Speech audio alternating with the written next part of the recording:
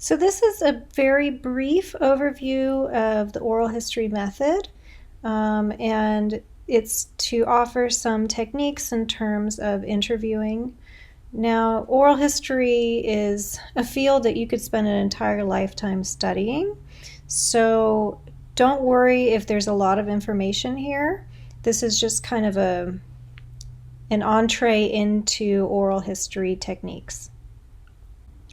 Oral history is a field of study and a way to gather, preserve, and interpret the voices and memories of people, communities, and participants in past events.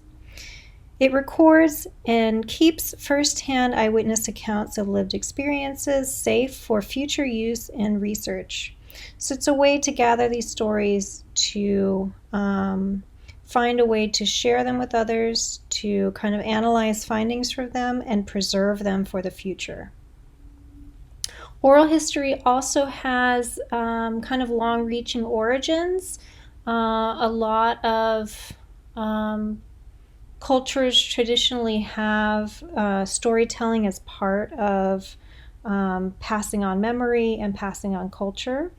In kind of modern American history, Zora Neale Hurston in the 1920s and 30s with the WPA project began doing interviews with residents of Florida. And so her work is kind of definitely a strong forerunner to modern oral history. And a lot of places credit Alan Nevins at Columbia University with kind of formalizing oral history as a practice. But he really took an approach of looking at kind of the big movers and shakers of history as the important ones to record. But if we go back to like Zora Neale Hurston and looking at everyday people as important to our collective memory, I think that's kind of a good basis for us to start with. So in terms of recording the interview, it's important to make sure that you have a quiet space. There should be ideally no other sounds to kind of interrupt the recording. So if you're physically in a space with somebody else, you want to make sure there's no sounds of the refrigerator or the air conditioner. Once you put on your headphones, you can kind of hear things, so kind of keep track of that. If you're doing it virtually, just try to be in a space that is fairly quiet, that's kind of fairly private. So if people share things, it's not kind of being shared with other people who they may not be comfortable hearing it. You want to make sure that you're familiar with the recording equipment that you're using and that you practice it. Practice recording it, practice downloading or uploading the files beforehand so you feel very familiar and confident. And when you're doing a recording, either virtually or using a field recorder, you always want to record both the interviewer, which is yourself, and the narrator, or what's traditionally called the interviewee. Now we call, most people were interviewing narrators. Get both voices, right? Because both of those are really important to the process and important to understanding how the questions are asked and answered and kind of the back and forth. I think it's an ideal goal to have your interview be at least 45 minutes. Many can go longer, but it just depends on your energy level, the energy level of the person you're interviewing, and the subject matter. But don't give any sort of time restrictions. Always leave that time open-ended, so that way it's not rushed. Now, if you're recording your interview remotely, I really recommend using Zoom. And I will include a link to a video on how to record over Zoom. It's great because you can integrate that right into the Zoom meeting itself, and you can set up a really basic transcription, which will put you way ahead if you're doing the transcribing yourself for the project. And once you do that, in my classes, make sure to submit your recording to our Google Drive and to Canvas. So once you're starting the interview, you always want to make sure to slate it. right? So that way, if the interview somehow gets separated from your paperwork, somebody could listen to it and always know who's doing the interview, when it took place, all the basic info. And you want to do this immediately when you start the recording. So don't start it and then not give this info. Do it right away. So you want your name as the interviewer. You want the date, maybe the time. Always add the name of the narrator, your interviewee, so we know who's being interviewed, where the recording is taking place or how. If you have some sort of relationship to the narrator, or if not, don't worry about that. And then also always give the name of the project or the purpose of the interview itself. So in terms of kind of some basic skills for interviewing, you want to make sure to ask only one question at a time. If you ask more than one, people will not answer both. They'll usually answer the last question you ask. So ask only one question at a time, let them answer, and then ask your next one. And if you have questions written down for yourself, don't feel that you have to get to all of them. It's better to have more in-depth responses than quickly move through tons of questions. You want to listen actively but silently, and this takes some practice. And you can let the person know that you're listening, and you'll show them with your face that you're listening, but you want to try to refrain from laughing verbally or being shocked verbally or whatever it may be, because that can bleed into their audio. So if you use the audio later for a podcast or for radio or a documentary, it's generally better to have their pure audio kind of on its own, and then they can just see you like physically reacting. But try to be quiet unless you're answering or asking a question itself. I always have some note paper with me, and I let the person know that while I'm doing the interview, I'm going to take some notes on things that I want to remember to ask later.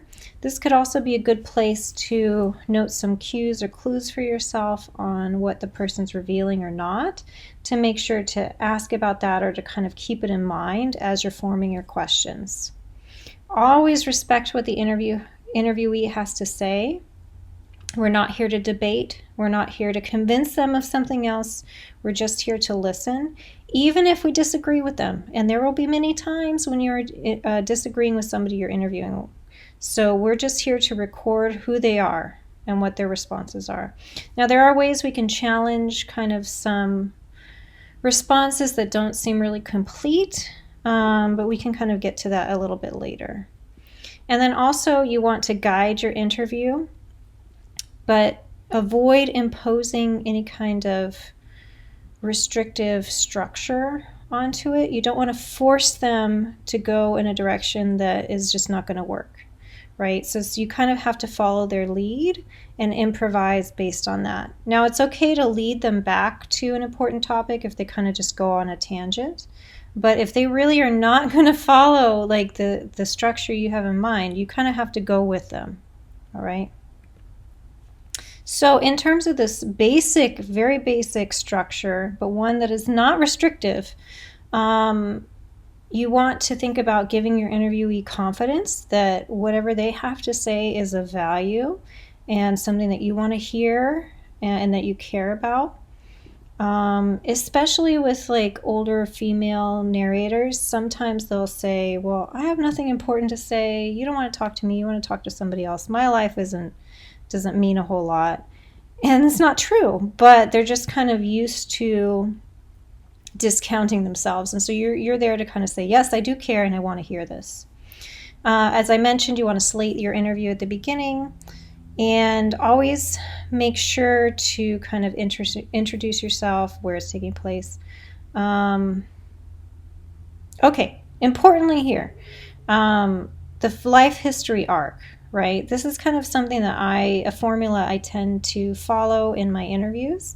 So I start by asking somebody about their very early life, maybe their birth or childhood first.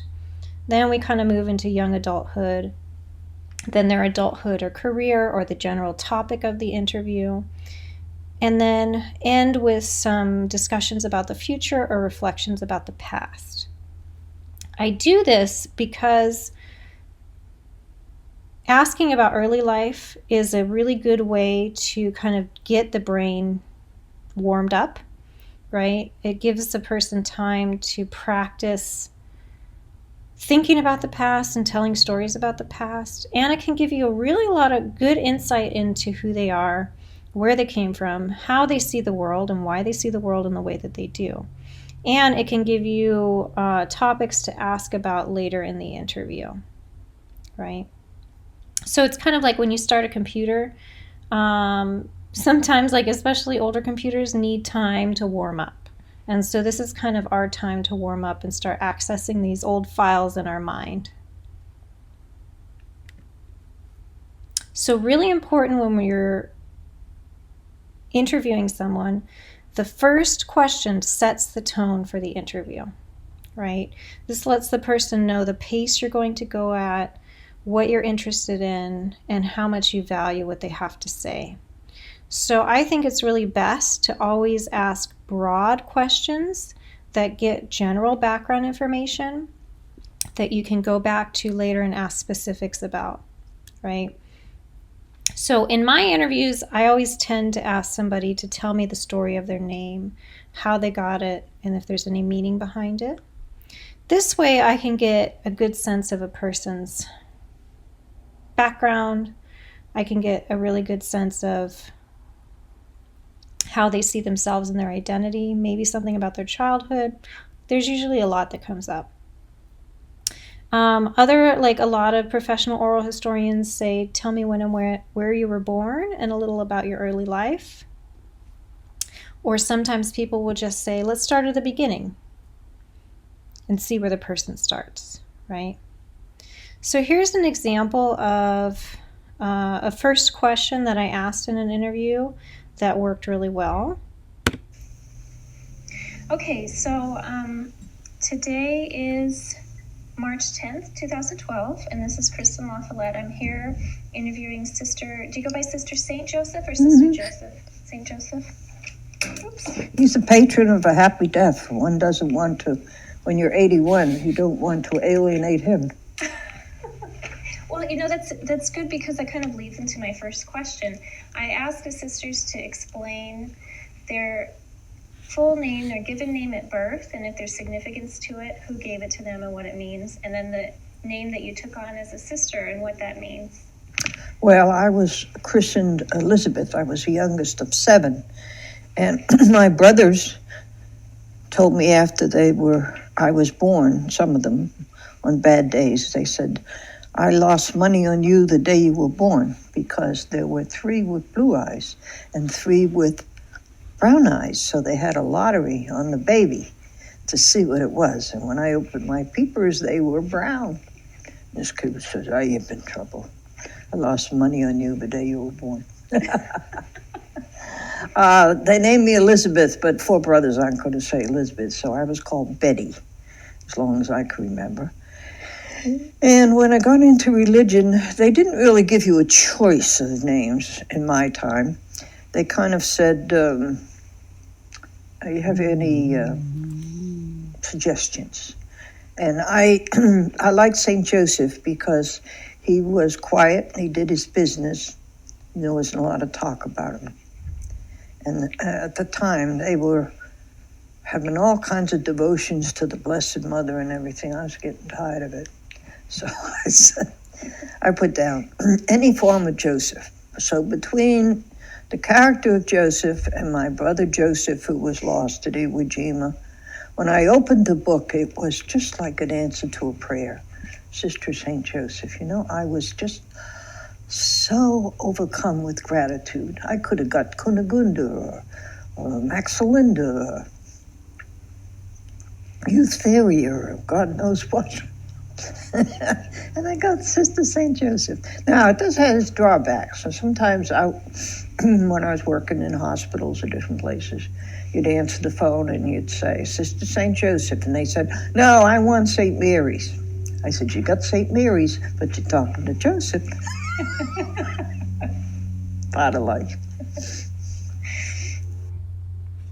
Okay, so in this really great example, this was an interview that I did with Sister St. Joseph, who was in her 80s. And I was doing a project on Catholic nuns to kind of see why, they chose that path for themselves and some of their experiences. And so in interviewing her, in asking that one question, right, there were so many topics that she brought up that were really rich in story that we could ask about, that I was able to ask about later in the interview and discuss with her. So she talked about where she grew up. She talked about being in a really large family and one of the few girls in this family and her brothers who kind of played an important part in her life. She talked about losing a brother at the Battle of Iwo Jima. And so that was a really poignant thing that I was able to ask her about later. She discussed kind of her philosophy a little bit on life. You kind of got a sense of her sense of humor. And then she also talked about working in a hospital right near the end. And so all of those things were topics that I was able to ask her about later. So just by asking this one broad question, you can get some really rich source material to ask about. In the interview itself, you want to ask people to give you anecdotes, right? So to tell you a story to illustrate something, right? So instead of just answering yes or no or giving a really generalized response, you want to ask them, could you tell me a story that kind of puts this in action, a story in which this took place, right? So you should always ask follow-up questions about the five senses, right? So what were they thinking when something was going on? Or, that's an additional sense, but what were they like? What did they see? What did they smell? What did they feel? What did they hear? Maybe what did they taste? How are the ways that all of this kind of made this moment come to life? Maybe ask them about dialogue. Ask what people said and what people did in this memory that they're sharing with you. Think about like describing people in this event as characters in a story, right? So I asked them to kind of imagine that they're also telling the story to maybe somebody that they really care about, maybe a relative or a friend or a child, grandchild, somebody who they wish they could talk to, right? So it kind of can get them into this good storytelling mode. Also, you want to avoid allowing them to just speak in generalizations. Ask for specific details. So if they use a broad term that says, well, that time in my life was really tough. Tough is kind of a broad term. So you want to then follow up and say, yeah, I can imagine that was really difficult for you. Can you explain to me what tough meant? Was there a moment that this was really tough for you? So something like that can help them kind of go much deeper into it rather than just kind of generally glossing over it. And ask the interviewee to place you as the listener or the kind of general listener that they think they're talking to in the recording in the moment with them as if they were witnessing this event firsthand, right? So tell them to put you in like the scene of this as if this was a movie of their life, and ask them for as many details as they can share. And it's okay if this takes a while. Some topics that may spark some good, useful stories, depending on what your theme is, a lot of these can work. So maybe days of change or transition. So maybe somebody's first day somewhere, or their last day somewhere, or a time that their life changed forever, right? A time that they made a really important decision. Those things people tend to remember more. And if at another point, if we talk about memory, there's kind of a reason those kind of become more cemented in our mind. Maybe some more moment they'll never forget, right? It could be a time that they were incredibly scared. A time that they saw something that they'd never seen before, or just something that's kind of burned into their brain. Maybe the worst fight they ever witnessed, or a moment where they had this overwhelming sense of love and caring. Maybe their proudest moment. I talked a little bit about being frightened, or, if they're involved in a social movement or some sort of service to others, maybe a moment that crystallized what their involvement meant to them. So a time in which something happened and they felt confirmed, and they're like, yes, this is what I should have been doing with my life the whole time, and I feel I'm doing the right thing. Okay. Or maybe a time that was total opposite, and they're like, whoa, I'm doing the total wrong thing. I should not be doing this. I need to change. And some things you can have somebody do before you even sit down and interview them can kind of help stir their memory brain, the part of their brain that's kind of about storytelling. So maybe ask them to go through some old photo albums or watch some home movies. You may even be able to do that with them, but if you can't, maybe ask them to do that by themselves, and that can kind of get some things going for them. Maybe ask them to listen to music that they really loved during that period of time. Music is like really strongly connected to memory for us and emotions. Or maybe they could have a conversation with somebody that was really important to them during that time in their life. And those conversations can help them bring up thoughts and ideas. During the interview, you can have people do some creative things. I've had interviewees sing, right? So interviewees who are singers would sing a song, and that kind of brought them into this kind of memory mode. You maybe have them read a letter that they wrote, or a diary entry, or an email that they wrote to someone. Here's an image from a project in which they were interviewing veterans, and the veterans brought some medals with them. So maybe you could ask them about some object that they brought, and maybe they might bring some other heirlooms or photographs or memorabilia that's important to them. And usually there's a story behind that.